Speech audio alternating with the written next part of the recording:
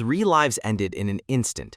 A sun-drenched Florida highway becomes a scene of unimaginable tragedy, all because a 40-ton semi-truck attempted an illegal U-turn, transforming itself into a steel wall across speeding traffic. The driver, 28-year-old Harjinder Singh, made a fatal error. But the story of how he got behind that wheel is far more complex and, frankly, terrifying. It's a catastrophic multi-state failure of the systems designed to keep us safe. Let's break down what we know.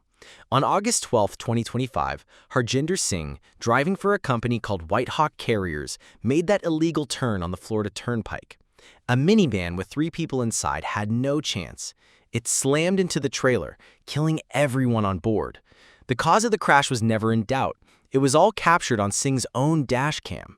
But the real shock came during the investigation.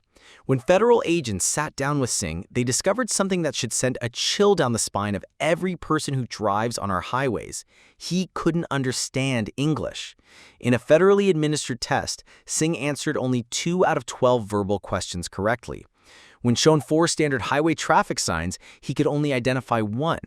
Let that sink in. The man operating an 80,000-pound vehicle at highway speeds could not read the signs meant to control traffic and ensure safety. The immediate question is, how is that even possible? The answer reveals a jaw-dropping breakdown across the country. Investigators found that in July 2023, Washington State issued Singh a full-term commercial driver's license, or CDL, a license federal regulations say he was not eligible for as an asylum seeker. A year later, California issued him another, different type of CDL. Then just weeks before the fatal crash, he was pulled over for speeding in New Mexico.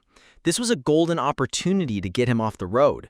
But despite new rules requiring it, there's no evidence the officer performed the mandatory English proficiency check.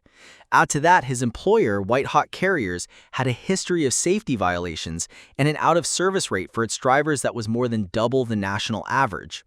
This was a preventable tragedy, a chain of failures where every single safety link, from state DMVs to roadside enforcement to the trucking company itself, snapped. Almost immediately, this public safety disaster was swallowed by a political black hole. Singh had entered the U.S. illegally in 2018, and his asylum case was still pending. That was all the ammunition politicians needed. The Trump administration and Florida Governor Ron DeSantis' office went on the attack, blaming the sanctuary state policies of California and its governor Gavin Newsom. Florida's lieutenant governor even flew to California to personally escort Singh in handcuffs back to Florida in a highly publicized act of political theater. Newsom's office fired back, pointing out that Singh entered the country in 2018, when Donald Trump was president.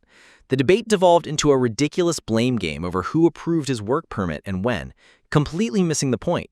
While politicians were scoring points, the real questions were ignored. Why is our licensing system so full of holes? And why isn't basic competency being verified? As the politicians fought, the public fractured. A petition on change.org demanding a fair sentence for Singh exploded, gathering over 2.7 million signatures in a matter of days. The argument was that this was a tragic accident, not a deliberate act. Supporters, many from the global Punjabi diaspora, pleaded for compassion, arguing a 45-year sentence was disproportionate for a man with no prior criminal record who made a terrible mistake. This sparked a furious backlash. How can millions rally for an undocumented driver who killed 3 people? Counter-petitions were launched. One demanded Singh be prosecuted to the fullest extent of the law. Another, more extreme petition called for the deportation of not just Singh, but everyone who signed the petition supporting him. The case became a digital battlefield for 2 opposing views of justice. One side saw a flawed human who made a mistake and deserved a chance at rehabilitation. The other saw only the devastating consequences of his actions and demanded retribution. There was no middle ground. This tragedy exposes a dangerous paradox at the heart of the United States economy. The U.S. has a massive shortage of trucking drivers, about 60,000, and we rely heavily on immigrant labor to keep our supply chains moving. In response to the crash, the U.S. immediately paused work visas for foreign commercial drivers.